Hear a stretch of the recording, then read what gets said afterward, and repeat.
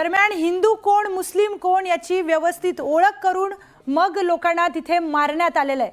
अशाच एक दुर्दैवी मृत्यू झालेल्या कौस्तुभ गणबोटे यांच्या पत्नीने राष्ट्रवादीचे सर्वेसर्वा शरद पवारांसमोर त्या ठिकाणी जीव वाचवण्यासाठी केलेली धडपड आणि थरारक प्रसंग सांगितलाय। टिकल्या काढून टाकल्या, अजान म्हणायला सांगितली, ती पण म्हणली तरी आमच्या माणसांना मारलं। एक मुस्लिम होता, त्याने विचारलं तुम्ही का या लोकांना मारताय, तर त्याला ही गोळ्या घातल्या गेल्या असं सांगण्यात आलंय।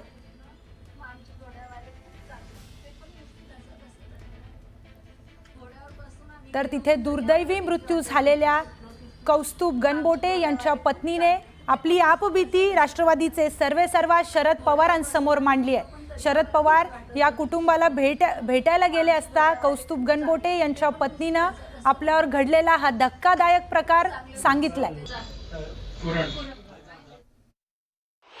आणि त्यांचा मित्र असा कोपऱ्यात बसला होता, त्याला बोलवून घेतलं। आजान पडताय क्या, बोलताय क्या कुछ? आम्ही त्याचा ऐकून पटापट टिकल्या काढून फेकल्या की आम्हाला मारायला नको म्हणून, आणि सगळे अल्लाह अकबर म्हणायला लागलो। जोर जोरात अल्लाहचा धावा करायला लागलो। तो गेला निघून, पण या दोघांना मारून टाकलं। अजून एक आमच्या बरोबर होता, त्या तंबूच्या मागे बसलेला, त्याला पण मारलं।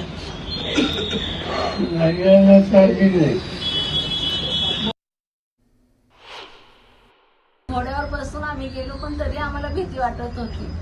मग खाली येताना आमचे गुडघ्या एवढे पाय चिखलामध्ये रुतत होते। आम्ही पळत सुटलो तिथून। नंतर तर आमचे बुट बिट सगळे चिखलात अडकले। मग तिथं बुट बिट सोडून आम्ही पळत सुटलो तिथनं।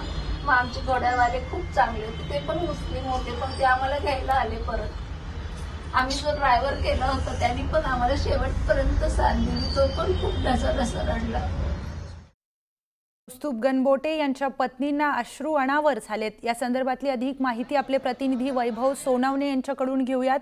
वैभव, अल्लाहू अकबर म्हटलं तरीही यांना मारण्यात आलंय, काय अधिकची माहिती आहे? सुवर्ण, अत्यंत दुर्दैवी हे सगळं कथन आहे। हे ऐकल्यानंतर अंगावरती शहारे उभे राहतात, भीती दाटून येते। या सगळ्या कुटुंबांनी हे कसं सहन केलं असेल याचा विचार जरी केला तरी भीती वाटावी। इतके निर्दयपणे हे दहशतवादी वागले, इतके क्रूर वागले, ज्यांचा कशाशी काही संबंध नाही अशा निरपराध माणसांना अल्लाहू अकबर म्हणायला लावणं, आजान म्हणायला लावणं, आणि भीतीपोटी, जीवाच्या भीतीपोटी या सगळ्या महिलांनी जीव वाचवण्यासाठी कपाळावरच्या टिकल्या ज्या आहेत त्या काढून टाकणं, हे सगळं केल्यानंतर सुद्धा आमच्या माणसांना मारलं, अशी आर्त किंकाळी जी आहे ती गणबोटे यांच्या पत्नीनं शरद पवारांच्या समोर मारली आहे। तुम्ही सगळ्यांनी मदत केली, पण ती नंतर तोपर्यंत ते गेले होते हो, असं त्या म्हणतात जेव्हा, तेव्हा काळीच पिळवटून येतं ज्या पद्धतीने त्यांनी हे सगळं कथन केलंय शरद पवारांच्या समोर।